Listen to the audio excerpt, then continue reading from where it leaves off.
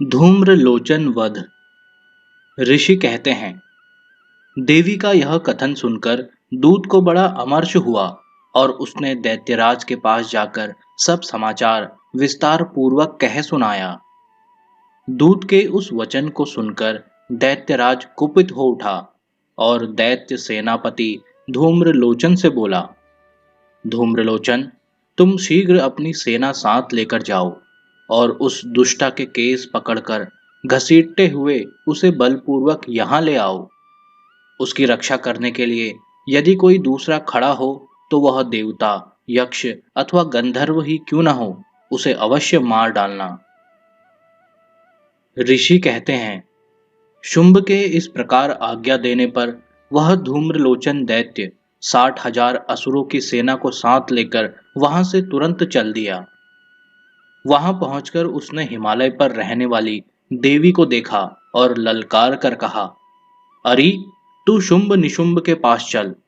यदि इस समय प्रसन्नता पूर्वक मेरे स्वामी के समीप नहीं चलेगी तो मैं बलपूर्वक झोंटा पकड़कर घसीटते हुए तुझे ले चलूंगा। देवी बोली, तुम्हें दैत्यों के राजा ने भेजा है।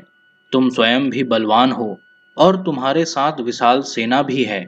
ऐसी दशा में यदि मुझे बलपूर्वक ले चलोगे तो भी मैं तुम्हारा क्या कर सकती हूँ। ऋषि कहते हैं, देवी के यूं कहने पर असुर धूम्रलोचन उनकी ओर दौड़ा। तब अंबिका ने हुम शब्द के उच्चारण मात्र से उसे भस्म कर दिया। फिर तो क्रोध में भरी हुई दैत्यों की विशाल सेना और अंबिका ने एक दूसरे पर तीखे सायकों, शक्तियों तथा फरसों की वर्षा आरंभ की।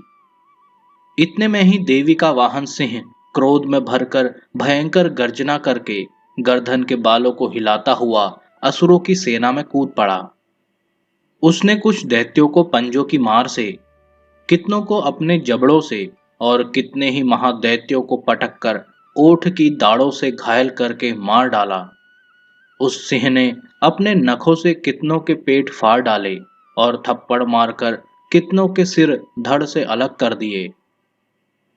कितनों की भुजाएं और मस्तक काट डाले तथा अपनी गर्दन के बाल हिलाते हुए उसने दूसरे दैत्यों के पेट फाड़कर उनका रक्त चूस लिया। अत्यंत क्रोध में भरे हुए देवी के वाहन उस महाबली सिंह ने क्षण भर में ही असुरों की सारी सेना का संहार कर डाला। शुंभ ने जब सुना कि देवी ने धूम्रलोचन असुर को मार डाला तथा उसके सिंह ने सारी सेना का सफाया कर डाला, तब उस दैत्यराज को बड़ा क्रोध हुआ। उसका ओंठ कांपने लगा।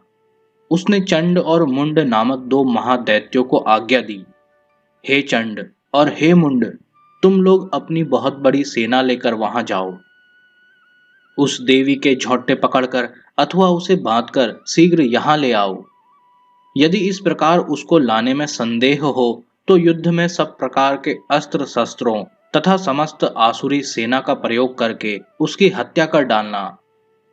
उस दुष्टा की हत्या होने तथा सिंह के भी मारे जाने पर उस अंबिका को बांधकर साथ ले शीघ्र ही लौट आना।